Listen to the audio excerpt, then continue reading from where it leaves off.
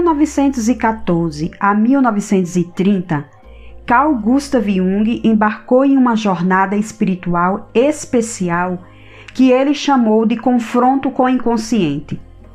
O resultado deste confronto foi o memorável Livro Vermelho.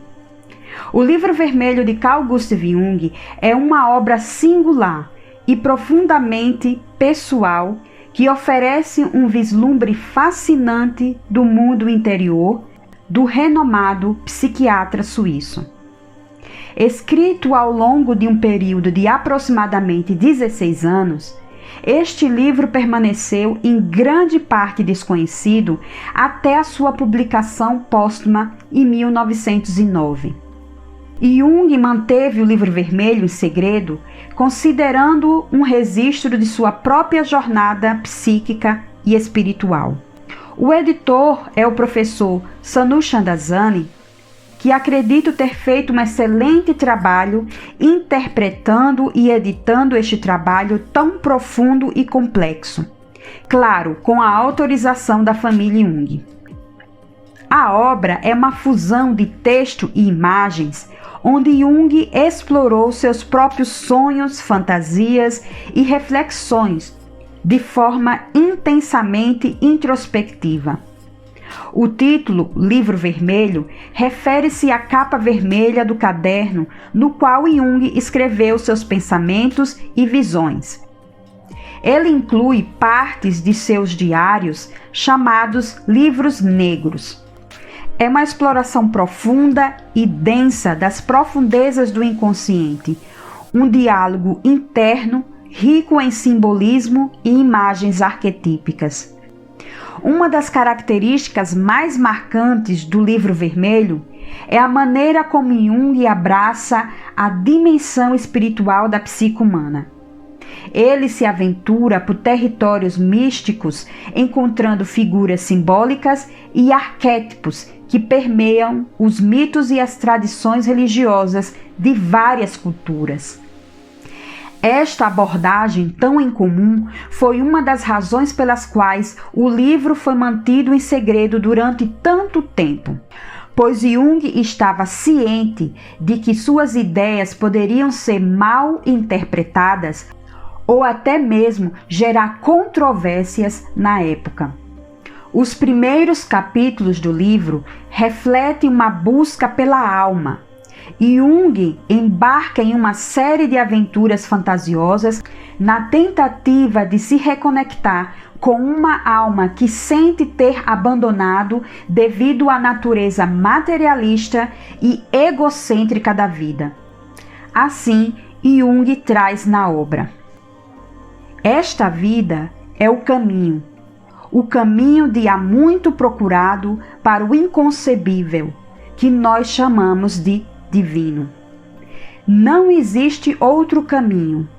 Todos os outros caminhos são trilhas enganosas. Eu encontrei o caminho certo. Ele me conduziu a ti, a minha alma. Tu ainda me conheces? Para ele, a falta de conexão com a alma gera comportamentos neuróticos e propaga conexões problemáticas em todos os níveis da estrutura social. A maior parte da feiura do mundo tem origem na separação de nossa psique. E como ele diz, quando não nutrimos a alma, criamos dragões e demônios em nossos corações. Além disso, o Livro Vermelho é um testemunho eloquente do processo de individuação de Jung, o caminho de integração e realização do potencial máximo de um indivíduo. A obra representa uma jornada de autodescoberta, confrontando e integrando várias partes da psique para alcançar um estado de totalidade e equilíbrio, que dura toda a vida do ser humano. Em termos de influência na psicologia moderna, o Livro Vermelho é um tesouro de ideias que expande os horizontes da compreensão humana. Contribui para a consolidação dos conceitos de inconsciente coletivo, arquétipos e o papel fundamental da espiritualidade na psicologia. Além disso, o livro reforça a importância da criatividade e da imaginação na jornada do autoconhecimento humano. Em seu prefácio à revisão de 1952 de Transformações e Símbolos da Libido, que depois passou a se chamar Símbolos da Transformação, Jung escreveu algo que podemos fazer ligação com o Livro Vermelho. Eu me senti compelido a perguntar-me com toda sinceridade: o que é o mito que você vive? Não achei a resposta e tive de confessar-me que, na verdade, eu não vivia nem com um mito, nem dentro de um mito, e sim numa nuvem insegura de possibilidades, de conceitos que eu olhava, aliás, com desconfiança crescente. Veio-me, então, naturalmente, a decisão de conhecer o meu mito. E considerei isso uma tarefa por excelência, pois assim eu me dizia: como poderia prestar contas corretamente do meu fator pessoal, de minha equação pessoal, diante de meus pacientes, se nada sabia a respeito e, sendo isto, no entanto, tão fundamental para o reconhecimento do outro? O estudo do mito revelou a Jung sua insignificância. Ele então se dedicou a conhecer o seu mito, sua equação pessoal.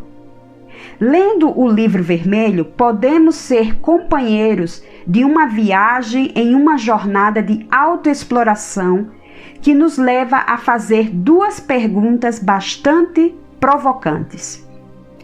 Quem sou eu realmente? E qual é o meu mito? Em síntese, o Livro Vermelho é uma obra notável que oferece uma visão profunda e única da mente de Carl Gustav Jung. É uma exploração corajosa e ousada das profundezas do inconsciente, enriquecida de simbolismo e imagens arquetípicas. Sua influência na psicologia moderna é inegável, consolidando o legado duradouro de Jung como um dos pensadores mais influentes do século XX.